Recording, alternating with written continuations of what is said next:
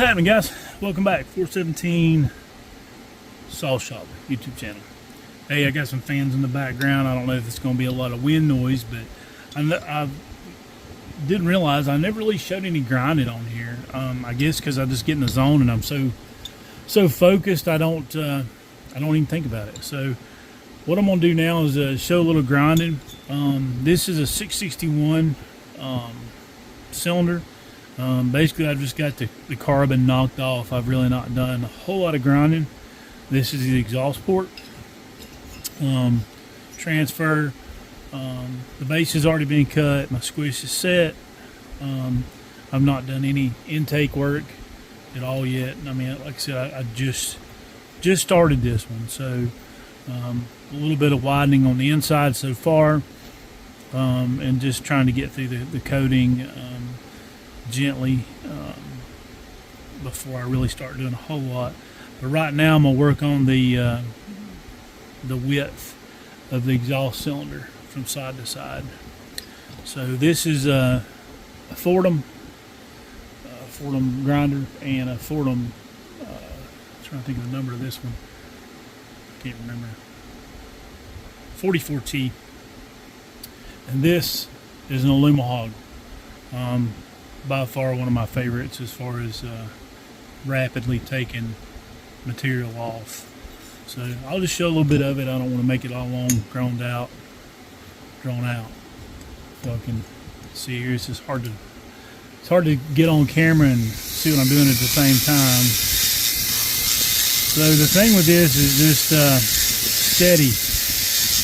You don't want to go too fast because you'll clog your bits up, and that's the thing with aluminum. If you're using say, this is one I use to kind of clean the carbon with, so that's why it's all black. I haven't cleaned it off yet. This is just a what they call a double cut egg shape.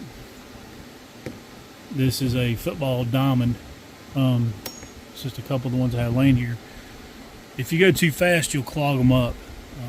So I try to get all the carbon cleaned off first before I go in with my good burrs, and it makes things work more smoother. But as far as tools and lights and what have you, I've got some little, you can see them, some little flexible lamps here. I got a couple of those that you can twist the heads around and move to kind of get the light to where you want it to go, so you can kind of see what you're doing, which is, it's important. Anyway, so what I'm doing is widen the exhaust, and I guess the question might be to some folks is, why does it cost what it costs to get a saw ported? Well,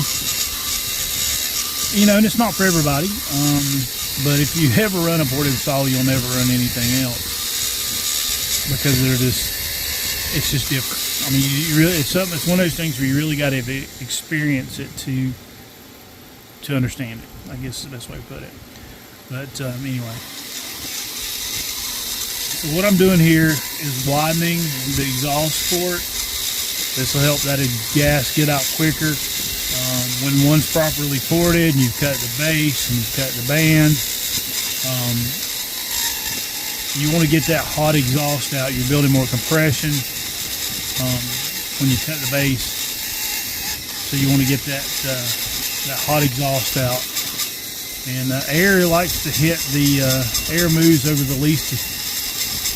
It takes the least resistance direction of travel, whether that's intake or exhaust or transfers. The least amount of resistance it has, the more efficient the machine is. It doesn't matter if it's a chainsaw, go-karts, 4-stroke, 2-strokes, race cars, doesn't matter. It's all the same concept. To make more power, you want to get the most air and fuel in and out as quickly as possible. And that's how you make power, and that's how a ported saw makes power. So you can see right there, nowhere near done, but I don't want this to get too long and drawn out. I'll work on this side. You might be able to see this side a little better just because of angles. The light in here a little better. Well, So I was going to.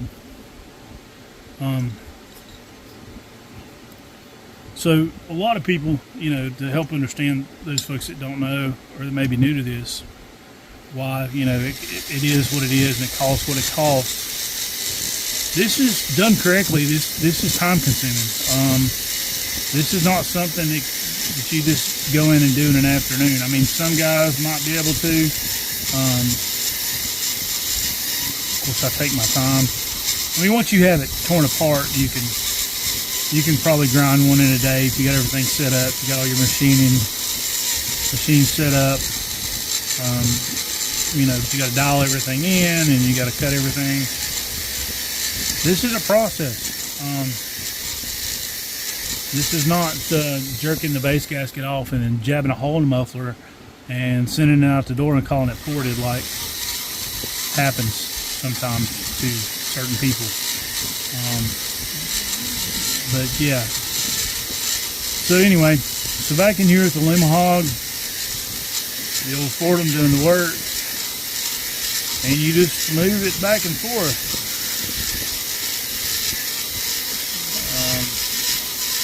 Kind of average pressure is the best. I mean, you don't have to have a Fordham before the chainsaw. I mean, when I first started out porting, I had like a Dremel and a couple of Dremels and like a Harbor Freight Dremel thing with a foot pedal. I've actually still got a couple of them. I think they're Chicago brand or something. Just a flat shaft grinder. I think that's kind of what I went to after that. And then once I started really getting busy and really, kind of doing this on a professional level, about 6 or 7 years ago, I started realizing I need more professional tools. And those professional tools will save you a lot of headache. One of which is also a Fordham. It's this one. It's a 90 degree. Another one, this one's from CC Specialties. So is the other Fordham, but you can get these you got to get on CC Specialties.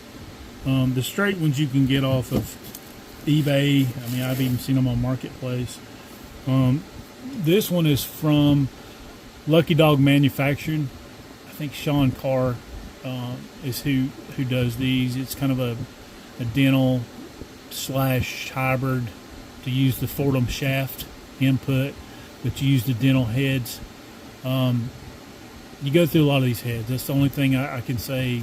It's not a reflection on Lucky Dog or Sean, but it's just these dental heads are just not made for high-speed metal grinding. This is a diamond football. This is what I used to do my chamfers with.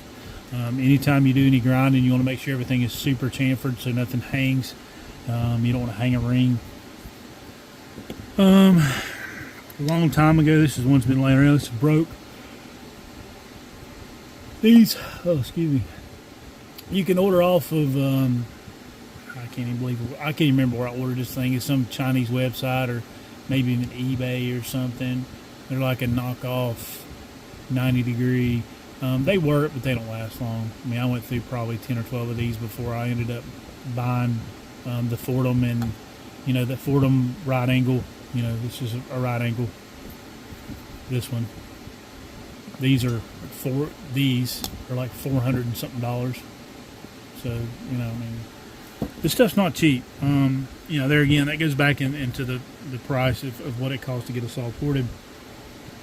You're paying for the knowledge, and then you're paying also for the equipment that a person uses. I mean, just like I said, this stuff is not cheap. I mean, it could be done cheaply if you're doing, if you got like Dremels and things that are a lot cheaper. It can be done cheaper, but you're not going to have the results and the repeatability over time out of equipment that's not on a more professional grade. But yeah, there's nothing wrong with the Dremels. There's nothing wrong with the like the Harbor Freight or the other off-brand foot control. grinders. I mean, you know, I strongly